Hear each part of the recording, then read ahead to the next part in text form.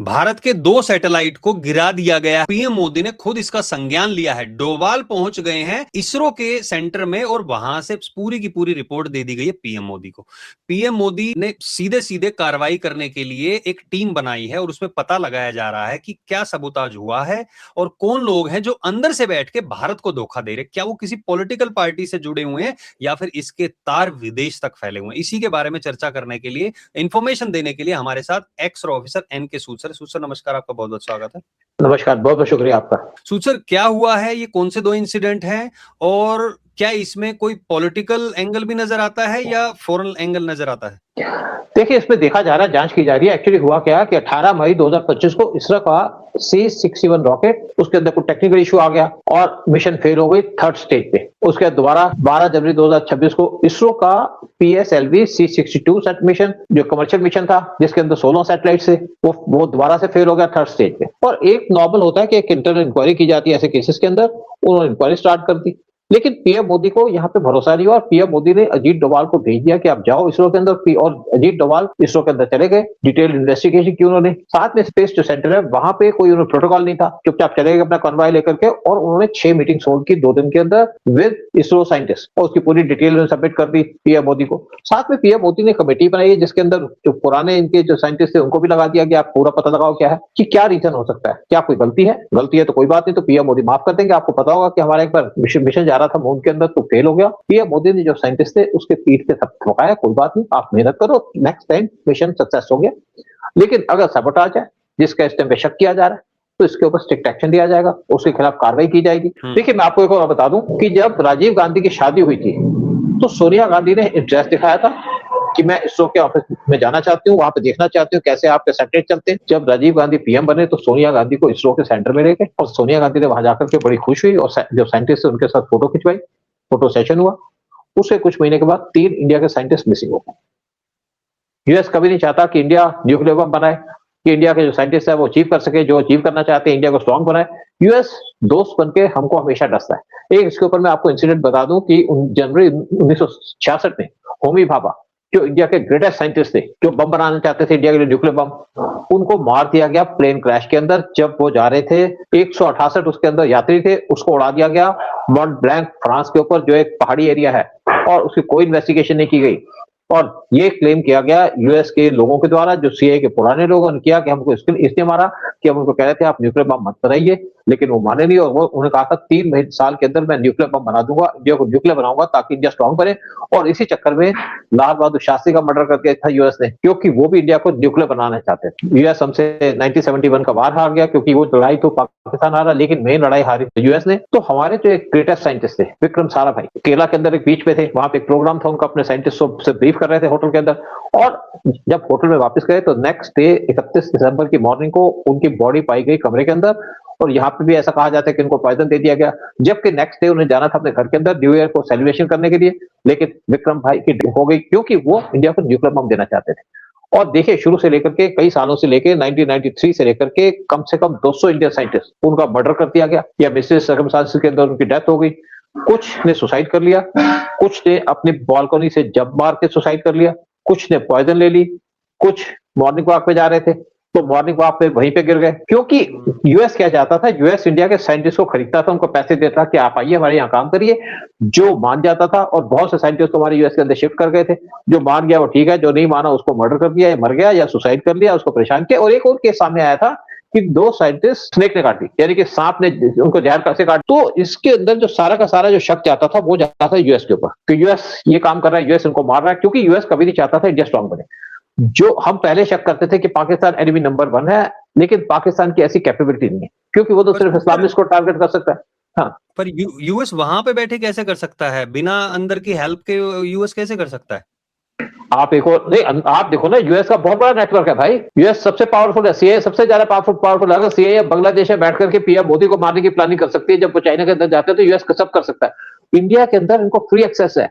India democratic country है, यहाँ पे आपको बहुत से लोग मिल जाते हैं, आपको यहाँ पे साइंटिस्ट मिल जाते हैं जिनको आप टारगेट, जिसके थ्रू आप टारगेट करते हैं, साथ को आपको इंटेलिजेंस के लोग मिल जाते हैं। अब मैं आपको केस बताता हूँ 1994 का, नंबी नारायण का केस, जो एक पुराने इंजन बना रहे थे, जो हमारे सैटेलाइट पे यूज होने थे, तो उन्होंने जो इंजन का काम था उसको बैन कर दिया कंपनी को, तो एक प्राइवेट कंपनी से वो इंजन का काम कर रहे थे, और नंबी नारायण को इन्होंने फेक केस के अंदर इन्वॉल्व कर दिया कि ये इंजन की जो टेक्नोलॉजी पाकिस्तान को दे रहा था, और वो एक लड़की थी जो मालदीव से आई हुई थी, उसके चक्कर में उसको लाके फंसा दिया, लड़की को भी बीच में रगड़ दिया। लेकिन इसके अंदर हुआ क्या कि एक आईबी के ऑफिसर थे, रतन सहगल, जो एडिशनल सेक्रेटरी थे, उन्होंने इनको पूरा इन्वॉल्व कर दिया। और जब आपका आईबी का ऑफिसर सीनियर आदमी किसी को इन्वॉल्व करता, पूरी स्टोरी बना के देते। इसके अंदर क्या होता है कि आपके कुछ हिस्टोरियंस होते हैं जो हिस्ट्री लिखते हैं, जो पूरा केस बनाते हैं, केस को चेंज कर देते हैं अपनी राइटिंग के अंदर, राइटिंग पावर से, और जाकर के नंबी नारायण को जेल भेज दिया। नंबी नारायण कितने साल तक इनको टॉर्चर किया गया, कितने साल तक परेशान रहे, और हमारा जो इंजन का प्रोग्राम था सारा का सारा खराब हो गया। और बाद में क्या हुआ, रतन सहगल एक सीआईए की लेडी ऑफिसर थी जो न्यू दिल्ली में पोस्टेड थी, उससे खान वाकरी के पास एक होटल में मुलाकात की उन्होंने, और उनको था कि मैं तो आईबी का हूं, तो मेरे पीछे तो आईबी लगेगी नहीं। लेकिन एक किसी अफसर को शक हो गया, तो उसके पीछे जो वॉच कर रहे थे, तो पता चला कि वो तो उसको डॉक्यूमेंट पास कर रहा है और रिटर्न में लिफाफा मिल रहा है रतन सहगल को। और रतन सहगल को उस टाइम के आईबी के चीफ ने बुलाया, उनसे पूरी पूछताछ की, पूरा इनसे बुलवा लिया कि आपने तो दिया और आपने पैसे लिए। उन्होंने भी एक्सेप्ट कर दिया। लेकिन तभी कांग्रेस की हाईकमांड से फोन आ गया कि इसको छोड़ दो, क्योंकि रतन सहगल बहुत क्लोज थे राजीव गांधी के। राजीव गांधी उस टाइम पे मर चुके थे, राजीव गांधी नहीं थे उस टाइम पे। और जब भी राजीव गांधी फौरन जाते थे, रतन सहगल उनके साथ जाता था, क्योंकि दोनों डून बॉयज थे। और जब ये केस सामने आया, तो उसने जब फोन किया, तो उसने उस टाइम पे नरसिम्हा राव की गवर्नमेंट थी, तो रतन सहगल को छोड़ दिया गया, कहा इनके खिलाफ कोई चार्ज नहीं है।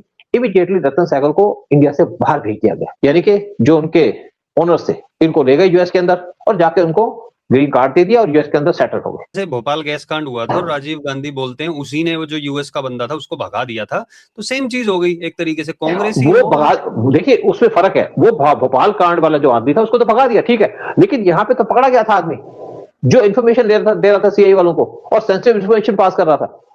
और आपको मैं पूरी कहानी बताऊं रतन सहगल की, इसके तो बहुत क्लोज लिंक थे आपके जो अंसारी के साथ, जो इंडिया के वाइस प्रेसिडेंट थे 2 बार। एक और केस आपको बताऊं कि आपको याद होगा कि इंडिया के ब्रह्मोस मिसाइल बगैर एमुनिशन के पाकिस्तान में चली गई, और वहां जाकर के गड्ढा खोद दिया उसने, क्योंकि उसके अंदर एमुनिशन नहीं था।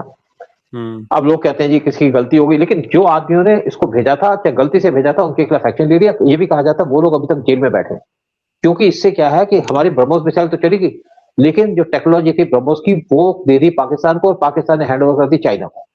अब जैसे आपकी पाकिस्तान की चाइना की एक PL-15 मिसाइल वो इंडिया के अंदर गिर गई थी, जो फटी नहीं, तो इंडिया ने उस मिसाइल को पूरा तरीके से वेरीफाई किया, देखा इसके अंदर क्या क्या लगा, और उस इंफॉर्मेशन को इकट्ठा करके अपने साइंटिस्ट को दिया।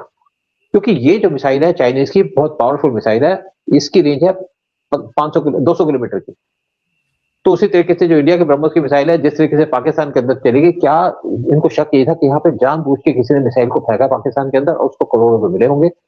लेकिन ये जो केस हुआ इस टाइम पे, जहाँ पे 2 बार हमारी मिशन फेल हो गई, पीएम मोदी का इंटरनल इंक्वायरी छोड़िए, मैं आपकी स्पेशल इंक्वायरी कराऊंगा यहाँ पे, और इसीलिए उन्होंने डोभाल को भेजा ताकि पूरी की पूरी इंक्वायरी की जाए, पूरी डिटेल दी जाए कि क्या यहाँ पे सैबोटेज है, इंटरनल सैबोटेज है, या इसको सैबोटेज किया गया बाहर से। अगर बाहर से किया गया तो मेन कंट्री जो सामने आती है वो है यूएस। मैं आपको 1-2 और केस बता दूं। एक आपका जो प्लेन, जो ऑपरेशन सिंदूर के बाद एक आपका इंडियन एयरलाइंस का, एयर इंडिया का प्लेन वो उड़ते ही क्रैश हो गया था, उसके अंदर भी सैबोटेज का एंगल था, और ये था कि उस टाइम पे शायद टर्की का हाथ हो सकता है। फिर हमारे जो बिपिन रावत साहब है, बिपिन रावत, उनका हेलीकॉप्टर जिस टाइप से क्रैश हुआ, तो उसके अंदर पूरा शक लगाया जा रहा था कि इसको क्रैश कराया गया, जानबूझ के क्रैश कराया गया सैटेलाइट के थ्रू, वहां भी फॉरन हैंड लगता था। फिर एक और बात है कि हमारा दुबई के अंदर एक तेजस MK-1A फ्लाइट कर रहा था, और बड़ी अच्छी फ्लाइट थी, वो क्रैश हो गया। उसके ऊपर भी उम्मीद लगाई जा रही है कि इसके ऊपर अमेरिका का हाथ होगा, क्योंकि अमेरिका नहीं चाहता इंडिया अपने प्लेन बनाए। और उसके बाद जो हमारे प्लेन बिकने थे तेजस MK-1A के, उसकी डील फिलीपींस के साथ होनी थी, वो भी कैंसिल हो गई, इंडोनेशिया के साथ होनी थी, वो भी कैंसिल हो गई इसी वजह से। और ये देश के दुश्मन काम करते हैं ऐसा। हमारे पायलट की जान तो चली गई, साथ में यहाँ पे सैबोटेज एंगल था। और अब जो हमारे सैटेलाइट्स का केस हुआ है, इसके ऊपर पीएम मोदी किसी टाइप का रिस्क लेना चाहते हैं। चलिए देखते हैं आगे क्या होगा, लेकिन चीजें तो सामने आएंगी। जब सामने आएंगी और अगर इसमें पॉलिटिकल इन्वॉल्वमेंट है तो वो भी सामने आएगी। जो लोग देख रहे हैं उनसे पूछना चाहते हैं आपको क्या लगता है कि पीछे जो कांग्रेस के टाइम में होते थे, कांग्रेस बढ़ावा देती थी इन चीजों को और उन लोगों की मदद करती थी जो देश के खिलाफ काम करते थे, क्या लगता है कि इस टाइम पे भी कांग्रेस की कोई इन्वॉल्वमेंट इसमें हो सकती है? कमेंट सेक्शन में जरूर बताइए, और प्लीज इस वीडियो को सब लोगों के साथ शेयर जरूर करें। बहुत बहुत धन्यवाद आपका भी सूद सर आने के लिए, सारी जानकारी देने के लिए। जय हिंद, जय भारत। जय हिंद, जय भारत।